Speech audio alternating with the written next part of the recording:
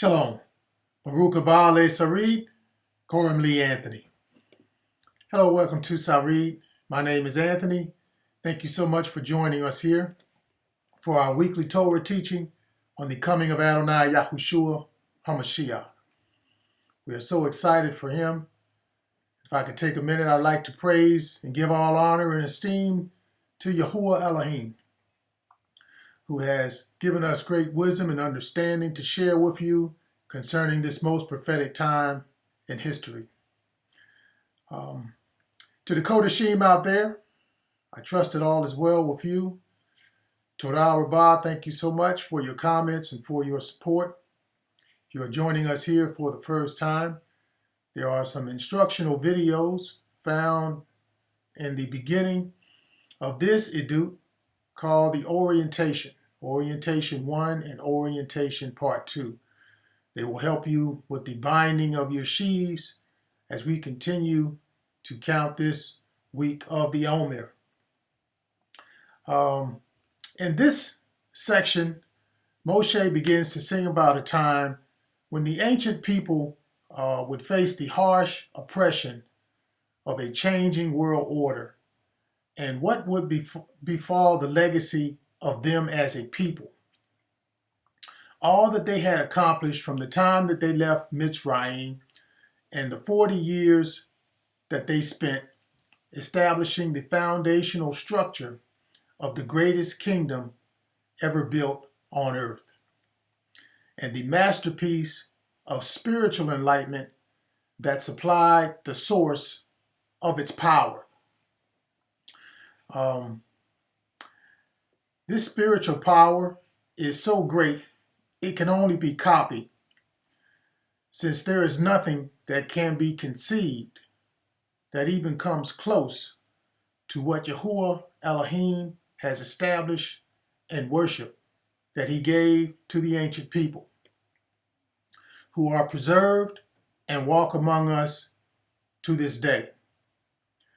The legacy lives on here in the story as Yahushua shows up to resurrect the legacy of ancient Yisra'al as the promised Mashiach. We will look at that now. Timakanim, if you're ready, that's Bonaki. Let's jump right in.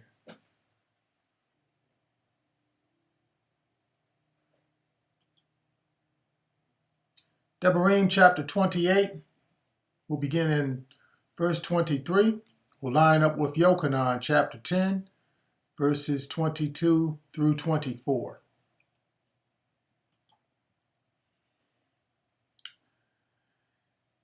And your Shemaim, which are over your head, shall be bronze. Now it was the feast of dedication in Yerushalayim, and it was winter. The Shemaim are what we know as the heavens. It is some place Elohim dwells, therefore it should not be blasphemed. The Shemaim is what he called it, so the Shemaim is what it is. It is a lofty place over your head. As we read the survey here, that word for Rosh, H78, 7218, is the head, the front or the beginning, the top or upper part.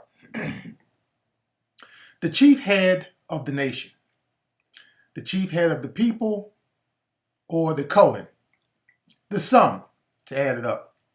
So this is something lofty that is in the head now. It is being summed up. This is seen in the line below as the Feast of Dedication in Yerushalayim, in the teaching of peace. Not just peace here on earth. Yahuwah is interested in saving your soul. That peace. That is why the Moedim, or the appointed times, were established. They represented the head, or choicest parts of the redemptive plan found in Vayikra chapter 23. This feast of dedication was not in that plan. Here it is in the heads of the people here now. This is something that was being taught in Yisra'al during the time Yahushua came. So this is something worshipped now because of the loftiness of the Shemaim in the verse. And their head was in it. It was being taught. Moshe declares it was going to be bronze. H7178 is nekoshet, used here meaning something of value. Also means lust and harlotry. That is dubious, not to be trusted. The verb nakash, H5172, means to practice divination, to observe signs and take as an omen, to practice fortune telling. So this is some harlotry lifted up to Yahuwah Elohim, seen as the feast of dedication in Yisra'al. Harlotry in the teaching of peace. They made a doctrine of this bronze thing. So let's take a closer look at it. The word for dedication is G1456. Ikanie describes a particular annual feast celebrated 8 days beginning the 25th of Cheslev. That is the middle of our December. Instituted by Judas Maccabeus is what they have there in 164 BC. In memory of the cleansing of the temple from the pollution of Antiochus. I'm reading out of the concordance here. It's what they have it under G1456. The root word compounds this teaching as G2537. Kinos describes at that time something recently made, uncommon, and unheard of. Uncommon and unheard of.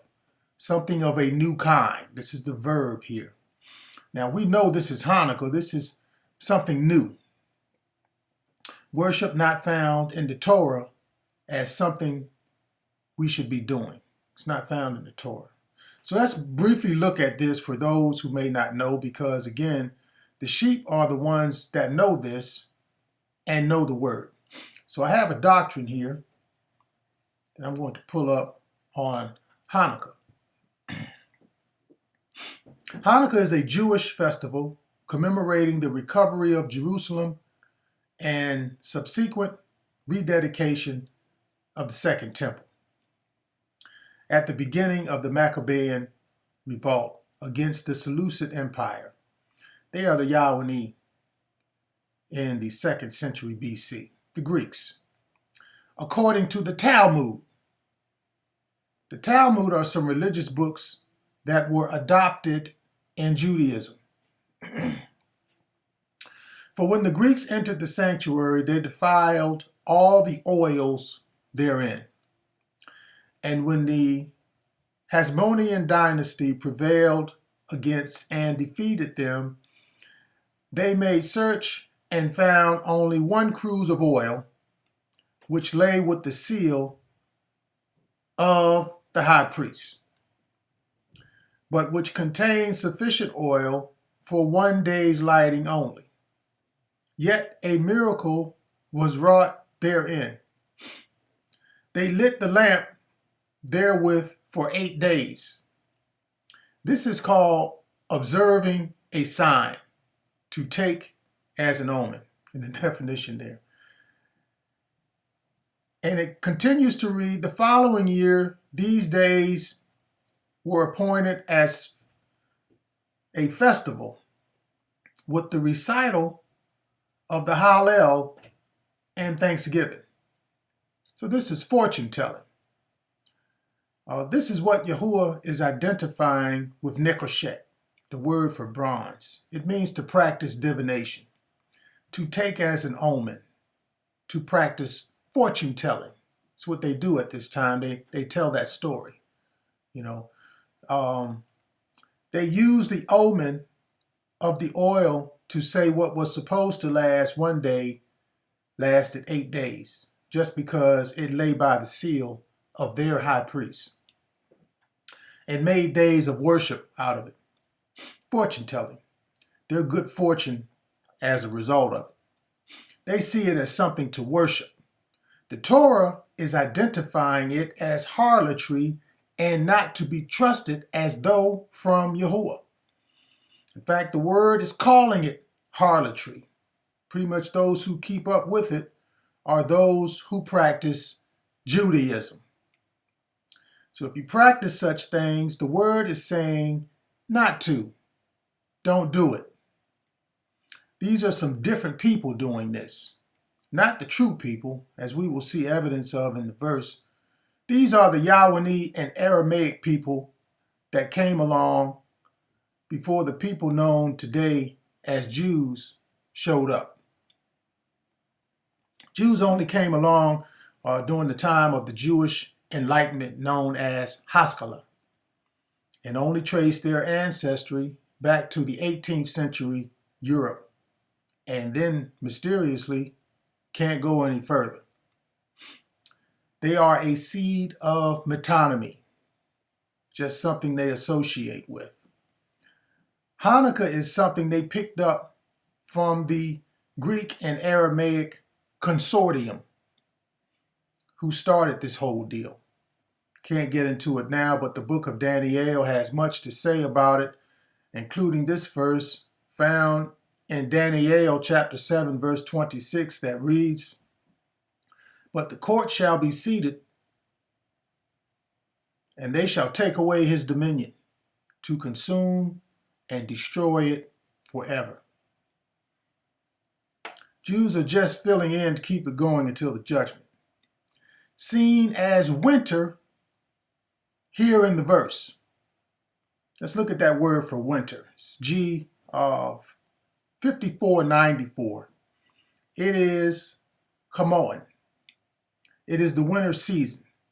The root is G5490. Interesting word here. Chasma. It means a gaping opening, a chasm, or a gulf.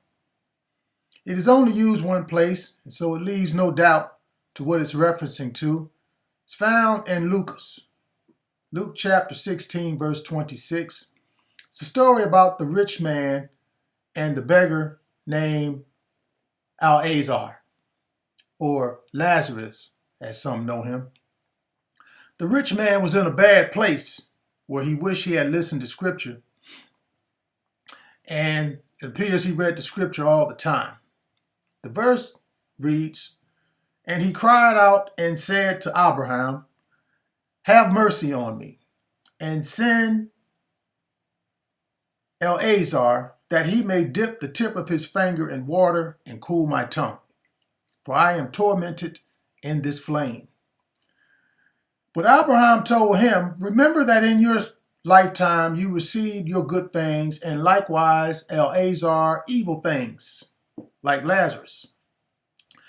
But now he is comforted, and you are tormented. And besides all this, between us and you, there is a great gulf fixed.'" That's what that word is.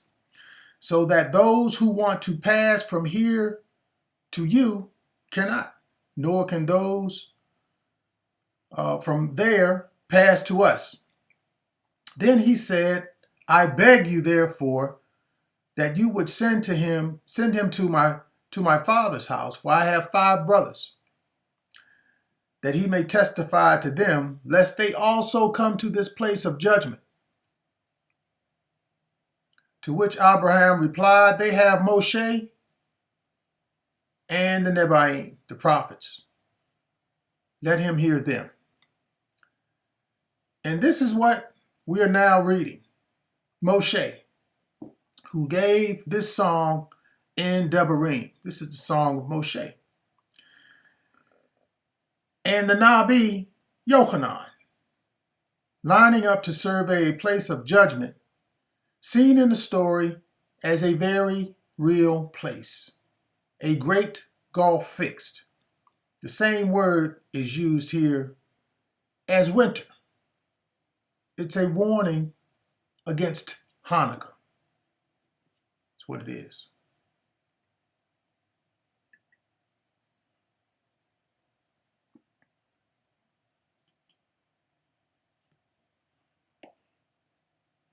And the earth which is under you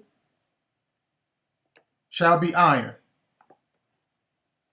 And the earth which is under you shall be iron. And the witness declares, and Yahushua walked in the Mishkan in Shaloma's porch. Okay? What Yahuwah gave them through Moshe was the time of the Greco-Roman Empire. The Yahweh controlled the worship, the Greeks, and the Romans controlled the civil government. We dealt with the worship in the Shemaim, there with the Greek. Now let's look at the civil governing of the land here. The word is iron, barzel. H1270 is iron. It is used figuratively of a place of harshness and strength, oppression. The root word is berzot. It means a leanness. It means in leanness, a choice olive. This is seen where Yahushua walked on the earth, here in this verse. That word for earth is Eretz, H776. Seen here is a district or region, a piece of ground. For this fulfillment, the land where he walked was under Roman oppression. The oppression was on the words that identified landmarks in the scripture, which I have since cleaned up here on the Mitzvah. The earth where Yahushua walked there is peripadio. It means to walk. And this is the definition. Hebrew for live. That's what it means. To regulate one's life, to conduct and pass one's life. In the Hebrew. That's the end of the definition. He treads down everything they were doing because they were following something else. He followed the Hebrew, the Hebrew. And that's what is written in the concordance, what I just read there. He walked in the Mishkan, the set-apart place. The word there for the Greek is 2411. 2411, it's a neuter noun. So there was only one like it. So they're talking about the Mishkan, a place highly respected worldwide, many know as the temple. We call it the Mishkan. This was by Shaloma's porch. So the question is, why here? Shaloma means peaceful. He was the wisest and richest king that ever lived. It was on his porch. G4745, Stoa. The concordance reads, a portico built by Shaloma in the eastern part of the Mishkan, which in the destruction by the Babylonians was left uninjured and remained down to the time of King Agrippa, to whom the care of the temple was entrusted by the Emperor Claudius, and who on account of its antiquity dare not demolish it and build anew. Yahushua walked in the place where the original people once worshipped.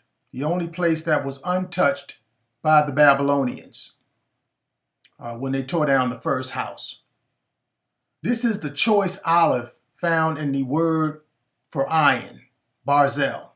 The harshness of oppression is seen as the destruction of the original dwelling.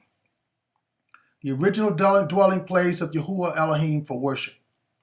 It was all torn down except this porch. The porch is the choice olive, a bright spot, lean because out of everything, this porch was left. It dates back way before the Greeks came and desecrated the place during their time to set up the foreshadow of the abomination that causes desolation. Our people first went into captivity to the king of Babel, who is Nebuchadnezzar. During that captivity, we were carried over. Everything was carried over into the reign of Madai and Perez. So they never really came back. They never came back. They were taken right into Madai and Perez, that reign. This is the first witness that we gave to the world in 2020. The witness of Hadassah, who many know as Esther. Yahuwah did great signs and wonders that year upon the whole world that ushered in deaths, destructions that occurred globally. And those who are blind see it just as a regular old pandemic. But you who follow this teaching know all too well how the word of Yahuwah Elohim lined up weekly to describe the chaos that we witness globally. All of the civil unrest, the worldwide protests, the hurricanes, the global pandemic was declared precisely 2 days after Purim. And who can forget the infamous Trump photo op and how the scripture walked us through that one, along with the riots that happened that very night. In fact, it declared it was going to happen at night, along with the food shortage and the mysterious way the virus affected the children, so much more. And how can anyone forget the election and the things that happened to Haman? As a people, the tribe of Yehudah would not return until the final kingdom is established by Yahushua.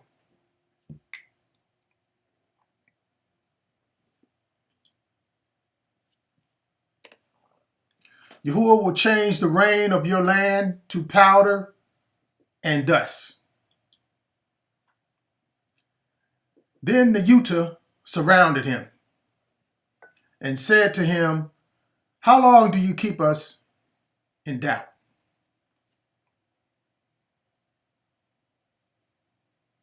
How long do you keep us in doubt?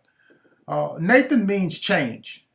That word H5414 means to be set or put and to be inflicted. The word is talking about these people again called Utah. Utah, or as we know them, the change today, Jews. They're going to be inflicted. The word for rain is matar. The word for rain is matar. It is used meaning to send rain, to send hail. It means to be rained upon. The mark of the accusative is here on the rain. It's here on the rain. It's life-giving. But because of the change, Yahuwah is going to cause the Aleph Tah rain to be inflicted. This is damage to Chayim Olam because of what's happening to the rain in the land. The rain in the land, Eretz, the land of Yisra'al, seen here as surrounding him like rain with their beliefs about everlasting life. Surrounding him by rain. Who is Yahushua in the verse? because the great name of Yahuwah is in the survey line here. Great name of Yahuwah is in the survey line. Here again, their beliefs are deteriorated by the word from rain to powder. H80 is abak. It's dust on the ground. It's figuratively used of clouds. Because there is dust, it's empty. Empty, nothing. Nothing life-giving. The verb means to grapple or wrestle with, to get dusty. This is seen in the narrative as it says the Utah surrounded him. They are seen as, again, the change or the infliction from the life-giving rain, now reduced to a dust cloud. The word for dust is April. H6083 is dry and dusty ashes. Dry and dusty ashes, rubbish. The verb is dust, pulverized, to be dust. So this is a dusty situation here. Also seen in the question they ask, how long will you keep us in doubt? The word here for doubt is psyche. It's identifying with the breath of life as it relates to the soul. The mark of the accusative, again, is on the rain needed for life, for the life of the soul, seen here as in doubt now because of their dusty beliefs. From the Shemaim it shall come down upon you until you are destroyed. So they declare, if you are Hamashiach, tell us plainly.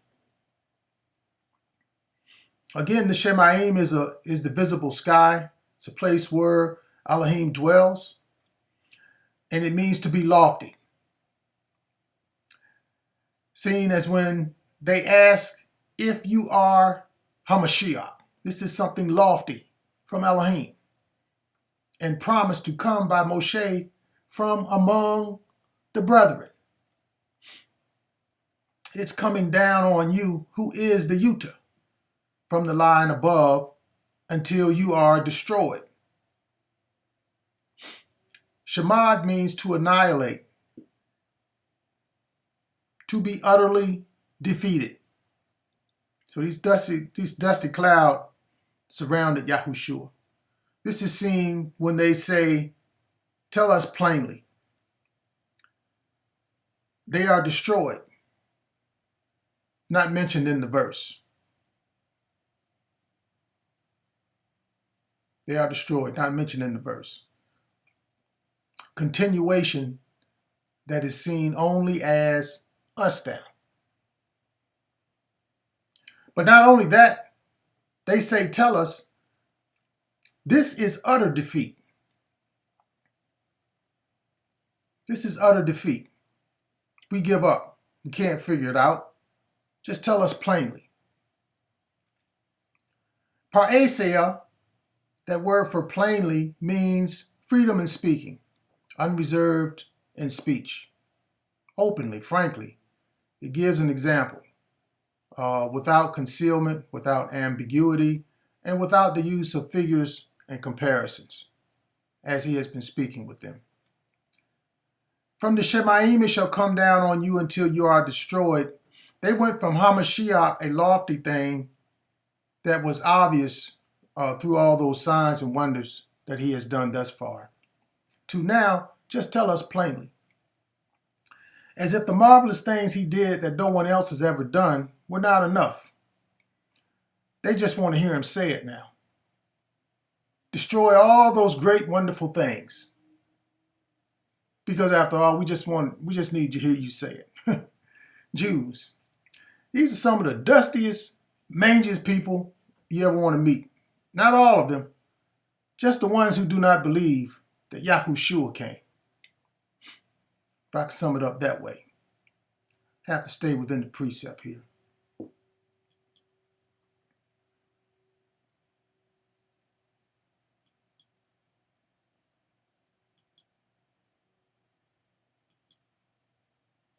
Devarim 28:25, line of Yochanan, chapter 10, verse 25 and 26. Yahuwah will cause you to be defeated before your enemies. So here, Yahushua's turn. Yahushua answered them, I told you, and you do not believe. Told you, and you do not believe. Disbelief is seen as defeat from the line above. They didn't believe in it. Yahuwah said it from the line above, and Yahushua receives defeat from the enemies he's talking to here in the verse. But notice the main reason they disbelieve. It was because of the great name of Yahuwah. Yahuwah will cause you to be defeated before your enemies. Yahushua was too close to the truth to worship for them, because it was nothing like the dusty lie that you had fooled the people with. It's the same dust Moshe blew in Mitzrayim that covered all those people so bad that they broke out in sores. So it's because Yahuwah's name is there. They don't want to say it. They don't want to worship that way. That's what caused that. If the word declares you shall go out against them, you shall go out one way against them.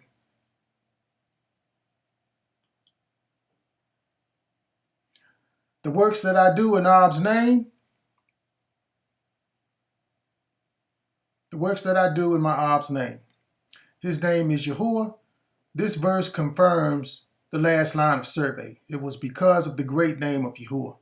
That's why they despise Yahushua. And it was the works. That was the way there. It's the only way. Did he have to do anything else? For everything that he did. That thing with the blind man was just extraordinary.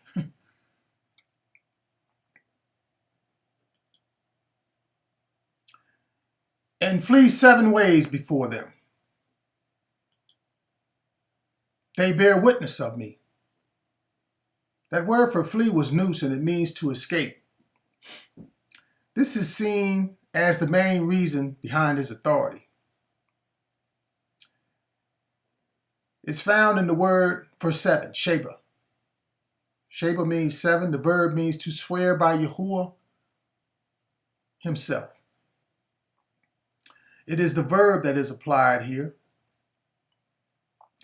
And H 1869, that word for ways there, direct, means to tread upon, to march forth and to lead. This is seen when he said to them, they bear witness of me. He is speaking of the works from the line above in the survey there. Speaking of those works. They lead the way for him to become known. They bear witness. They bear the witness there. Material, G3140, is a witness, meaning to give testimony in a good report.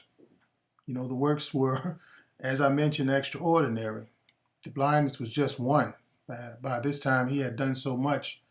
They were just trying to get rid of him.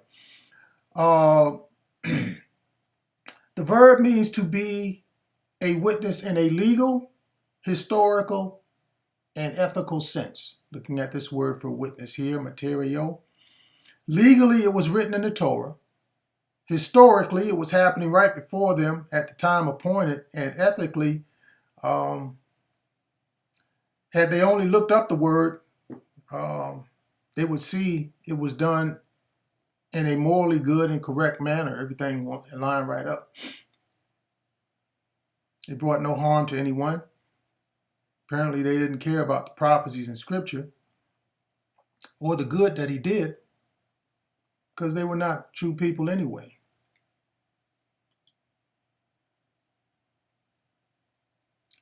You shall become troublesome to all the kingdoms of the earth.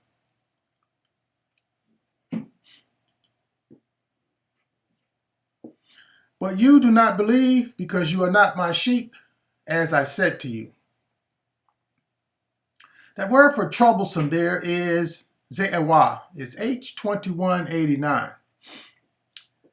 It is a horror, an object of terror, a bad and mischievous. The root is from H2113, Zawa'a, by transposition, which means the exact same thing as H2189. A horror, an object of trembling, fear. Transposition is the action of transposing something. Transposition of a word order. To transpose means to cause two or more things to change places with each other. Transfer to a different place or context.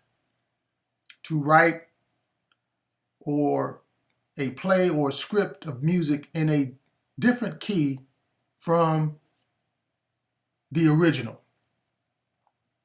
When this word is spelled with 4 Hebrew letters, and the two that were in between switch places in the definitions there. Just the letters switch places. The meaning remained the same. This is seen when he says, but you do not believe because you are not my sheep. Not believing is something that is going to be troublesome to all the kingdoms of the earth.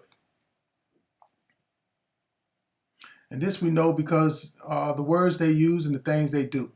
Most everyone believes or has knowledge of what Yahushua did, albeit twisted and blasphemed, except the Utah. Even today's New King James Version called the Jews. You don't believe it.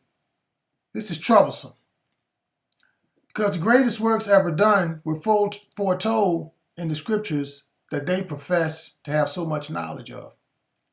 Yet they deny the works that were done in them by Yahushua, the greatest general in scripture, got his own book and everything. This is troublesome. Their beliefs are troublesome. They think they're saved just because they say and got most of the educated world believing that they are the chosen people. They don't need any help. They say just because they're Jewish, chosen people. This is horrible. The definition there for troublesome. Pride is troublesome. This transposing is seen right here in the wording. But you do not believe because you are not my sheep. You switched up on him. He goes on to say, as I said to you.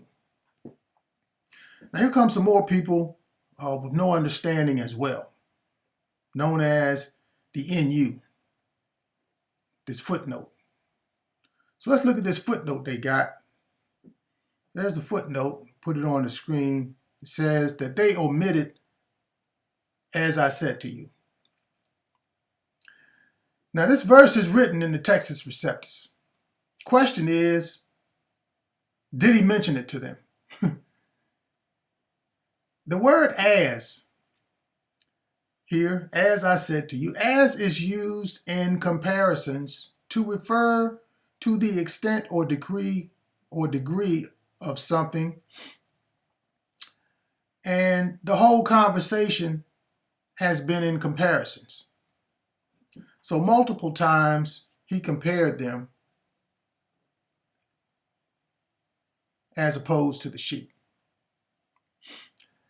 As is also a conjunction. It's used to indicate that something happened during the time when something is taking place. It took place right then, and it was later recorded. And what's troubling is why they even bothered with that omission. Why they even bother with the omission? It's been a discourse the whole time. Yeah, these Christian people here doing this. Torah pointed it right out.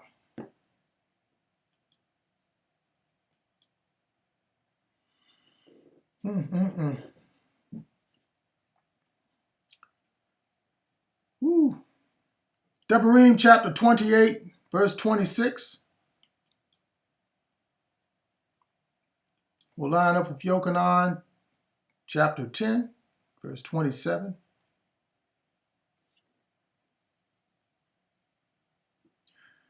Your carcass shall be food for all the birds of the air and the beasts of the earth. My sheep, hear my voice. This word here for carcass is H5038, Nebelah. It is a corpse of humans, idols, or animals. This is something dead and unclean. Only the shell is there, seen as a carcass. The verb is from a root meaning to be senseless and foolish. So this is an image of some people and the senseless things they begin to believe about this carcass of the ancient people, or the mantle of what Yisra'al used to be. This section begins to foretell and illustrate how the nations were going to come in and assume the identity of the ancient people of Yisra'al through belief in the word, living life in the land in a spiritually unclean way of scripture. It's identified by Moshe as a dead thing, and it is unclean, being a carcass. In fact, Vayikra chapter 11, Leviticus chapter 11, identifies this type of uncleanness because of dead things. It shall be food, to continue the line of survey, ma'achal, something to eat or consume, something to identify with in order to use as a blueprint. Food for all the fowls of the air. That word for birds there, oph, H7775, these are flying creatures, birds in the air. The verb means to be covered in darkness and gloom. So because it's in the air, this is seen as spiritual darkness that is covering the people. It brings gloom. The word for air is Shemaim. The word for airs is Shemaim. Okay? Shemaim, this is a lofty place where Yahuwah Elohim dwells. So this carcass is seen as spiritual wickedness in the high places, noted as birds of the air. Yahushua overcomes this spiritual wickedness by speaking, saying, my sheep hear my voice. This is spiritual. Belief comes by hearing, and hearing what the word of Yahuwah has said. He says this because he lives and is not dead or unclean, like the carcass here in the line of survey. And this carcass is also food for the beast of the earth, behemoth. H929 is a feminine noun. That means it's for everybody. A collection of all animals, the wild and the tame. It's in the definition. The verb means to be mute, dumb. Makes sense. We're talking about a dead thing. Of course, it's mute. The word for earth. The word for earth here, eretz. The third definition is used of earth inhabitants. Here in this phrase, people of the land, to apply the concordance reading. So this dead carcass of the ancient people is seen as food for the Gentiles, people of the land, newcomers. They're eating it and have become dead just like it because of the curse. And they have, as they've eaten it, they have become mute now, dumb. The verb of behema for the word beast, a corpse, walking dead spiritually, something that cannot be ascertained until death. It is resembling Yisra'al, but not according to the knowledge of what is written. Notice what's going on in the air as it relates to the beasts that follow on the earth. Yahushua says, my sheep hear my voice. They migrate to him. You see it right there on the screen. Things going around in the air, people spreading, and the beasts are following it. You know, Yahushua says his sheep hear his voice. They're migrating towards him. And no one shall frighten them away.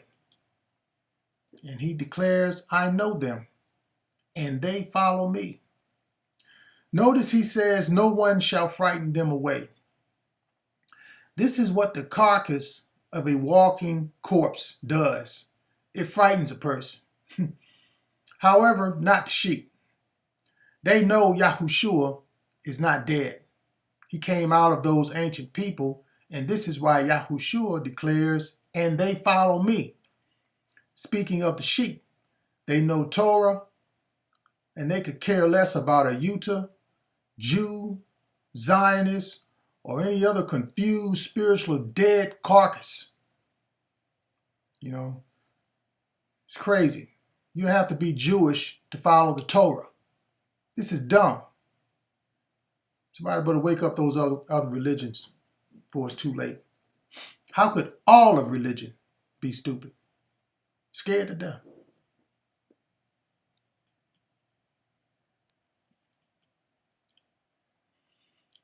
Devarim chapter 28, verse 27 will line up with Yochanan chapter 10, verse 28. Yahuwah will strike you with the boils of Mizraim, and I give them Hayim Olam, everlasting life. That word for strike there is Nachah, H5221, and it means to slay and to be fatally smitten, to be killed and slain. With the boils, Shakim, H7822, is an inflamed spot, an eruption. There's some anger going on here now. From a root meaning to burn. Yeah, we know where this is headed. Of Mitzrayim, H4714 is double straights. Siege works. An enclosure. The verb means to be shut in and confined. To show hostility to be an adversary and treat as a foe. Meanwhile, in response to what Yahuwah will do to them, Yahushua gives his sheep Chayim Olam.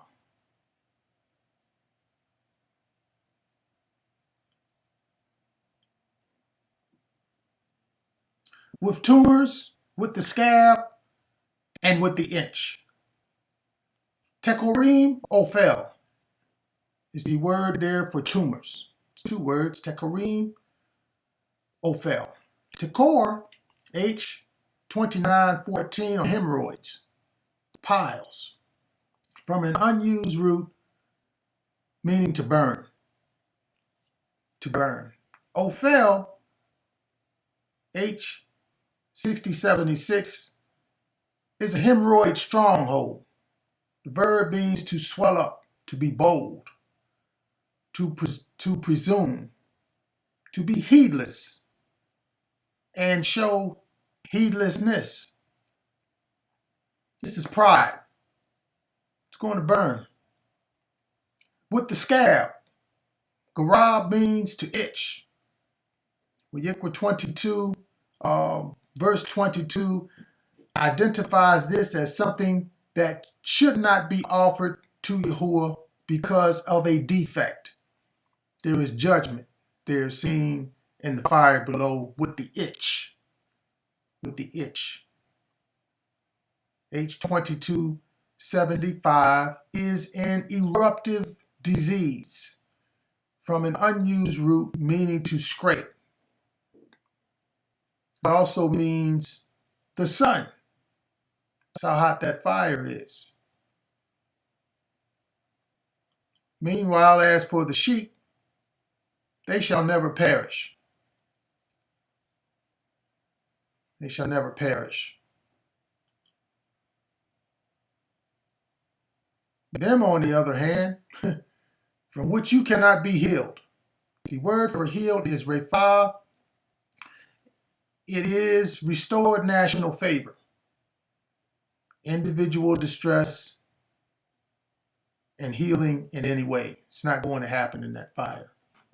Can't be healed there. To which Yahushua says to the sheep, neither shall anyone snatch them out of my hand.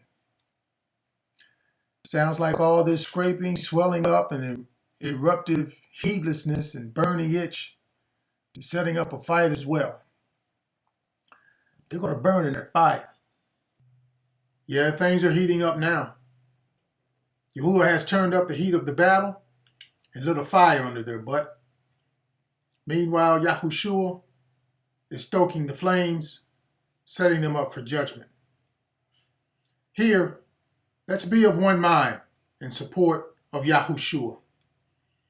In the counting of the Omer, if I could offer some advice in the binding of your sheaves, do not allow yourself to be in prayer with others who do not call on the great name of Yahuwah Elohim.